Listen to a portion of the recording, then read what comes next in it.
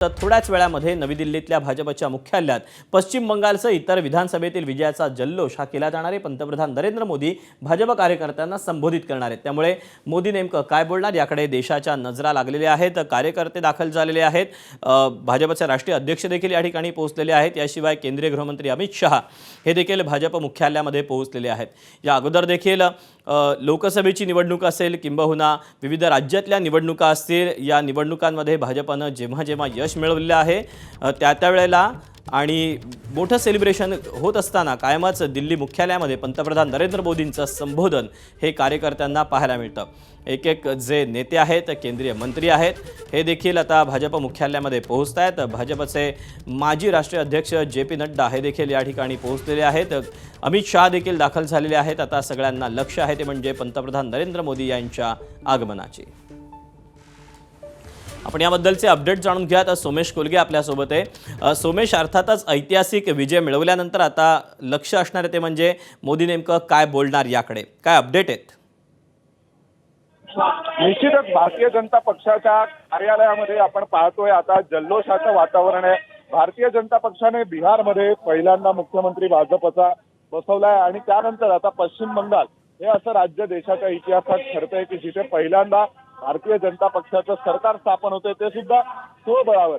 आणि त्यामुळेच भारतीय जनता पक्षाच्या कार्यालयामध्ये कार्यकर्त्यांमध्ये भाजपच्या नेत्यांमध्ये एक आनंद आणि उत्साहाचं वातावरण दिसतंय। आपण पाहू शकतो भारतीय जनता पक्षाच्या मुख्यालयामध्ये इथे जोरदार तयारी झालेली आहे।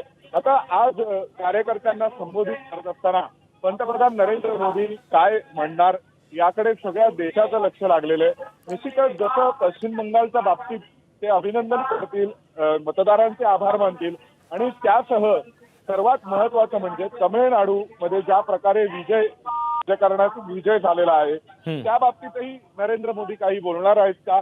त्याशिवाय आसामच्या बाबतीमध्ये नरेंद्र मोदी काय भूमिका मांडणार आहेत या सगळ्याकडे आज संपूर्ण देशाचं लक्ष लागलेलं आहे। पुदुचेरीमध्ये सुद्धा पुन्हा एकदा सलग तिसऱ्यांदा भाजपला सत्ता मिळवण्यात यश आलेलं आहे। सुरुवातीला अण्णा द्रमुकसोबत ते सत्तेत होते, त्यानंतर एनआर काँग्रेससोबत सत्तेत आले, म्हणजे एक प्रकारे सलग चौथ्यांदा भाजप पुदुचेरीमध्ये सुद्धा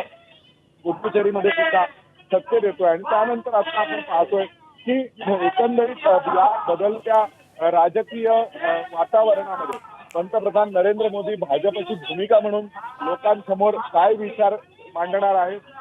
पण केंद्रीय गृहमंत्री अमित शहा यांच्या रणनीतीचं हे यश आहे, त्यामुळे त्याविषयी सुद्धा नरेंद्र मोदी काही विशेषत्वाने उल्लेख करणार आहेत का?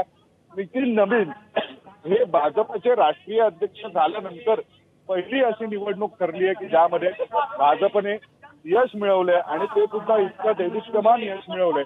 त्यामुळे नितीन नवीन यांच्यासाठी देखील आजचा दिवस खास आहे, ज्यावेळी ते भाजपच्या कार्यालयात राष्ट्रीय अध्यक्ष म्हणून व्यासपीठावर बसणार आहेत, ज्यावेळी भाजपचं अभिनंदन केलं जाणार आहे एका अभूतपूर्व विजयाबद्दल। त्यामुळे आज नितीन नवीन काय बोलतात, आज केंद्रीय गृहमंत्री अमित शहा काही बोलणार का किंवा नरेंद्र मोदींच्या संबोधनामध्ये या सगळ्या बाबतीत काय उल्लेख असणार याविषयी सगळ्या देशाला उत्सुकता आहे, तशीच ती भाजपला सुद्धा आहे। आणि सर्वात विशेष म्हणजे तमिळनाडूमध्ये जे नवं समीकरण समोर आलेलं आहे, इतिहासातून पहिल्यांदा अशा प्रकारे विजय नावाचा एक नवा नेता आणि त्याचा नवा पक्ष 2 वर्षात आला आणि सत्तारूढ झालेला आहे। तर त्या बाबतीमध्ये भाजपची भूमिका काय असेल याचाही अंदाज आजच्या या संबोधनातून येईल। त्यामुळे आपण पाहू शकतो की इथे खास भाजपकडून तयारी करण्यात आलेली आहे। असंख्य कार्यकर्ते भाजपच्या कार्यालयाबाहेर सुद्धा जमलेले आहेत।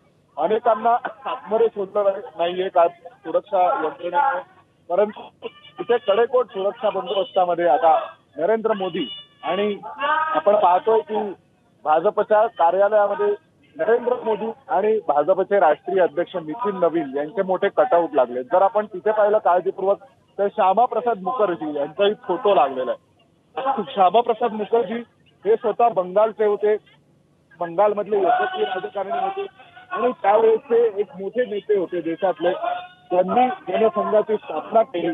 त्यामुळे श्यामाप्रसाद मुखर्जींचा देखील फोटो हा भाजपच्या केंद्रीय कार्यालयात आज बाहेर विशेषत्वाने लावण्यात आलेला आहे। म्हणजे आतमध्ये तर श्यामाप्रसाद मुखर्जींचा पुतळा आहेच, परंतु बाहेरही हा फोटो लावलेला आहे। एक बंगाली अस्मितेचं नवं प्रतीक म्हणून श्यामाप्रसाद मुखर्जी समोर येतात का हे देखील किंवा भाजप त्यांना प्रस्थापित करणार का, हा देखील एक मुद्दा आहे. आणि त्याशिवाय इथे आपण पाहतोय की अगदी थोड्याच वेळात नरेंद्र मोदी हे केंद्रीय कार्यालयामध्ये पोहोचतील आणि कार्यकर्त्यांना पक्ष म्हणून त्यांची भूमिका त्यासह कार्यकर्त्यांना संबोधित करतील आणि जनतेचे आणि मतदारांचे आभार प्रकट करतील.